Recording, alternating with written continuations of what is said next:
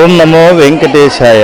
పద కవితా పితామహుడు, ద్రావిడాగమ సార్వభౌముడు, తిరుమల ఆలయ కవి తాళ్లపాక అన్నమాచార్యుల వారి యొక్క 521వ వర్ధంతి మహోత్సవాలు మెట్లోత్సవంతో అత్యంత శోభాయమానంగా శ్రీకారం చుట్టుకున్నాయి. పాల్గొన బహుళ ఏకాదశి ఈనాడు మెట్ల పూజ చేసి అన్నమయ్య వంశీయుల చేత వెంకట అన్నమయ్య ఆరాధనలు సంపూర్ణం చేసి ఆ పరిపూర్ణమైనటువంటి నేపథ్యాన్ని ఇతోధికంగా శ్రీమంతం చేయటానికి అన్నమయ్య ప్రాజెక్టు విద్వాంసులందరూ కూడా అన్ని కీర్తనలు ఏవైతే సప్తగిరి సంకీర్తనలుగా పాడబడుతున్నాయో వాటిని రాగరంజితంగా ఈ గోష్ఠి సభలో పాడటం జరిగింది.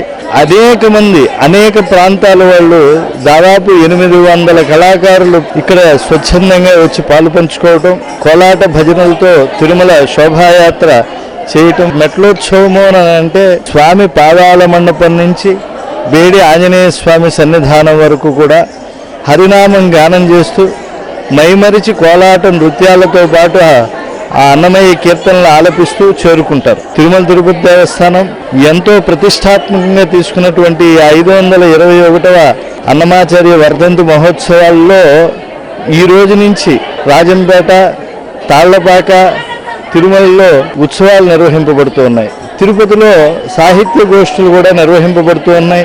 అన్నమయ్య సాహిత్యాన్ని అనేక కోణాల్లో విశ్లేషించేటువంటి మహావిద్వాంసులు విచ్చేస్తున్నారు. అలాగే గోష్ఠుల్లో పాల్గొనడానికి ఎన్నో ప్రాంతాల నుంచి కళాకారులు స్వచ్ఛందంగా విచ్చేశారు. లబ్ధ ప్రతిష్ఠులైనటువంటి వాళ్ళు విచ్చేయడం చాలా ముదావహం.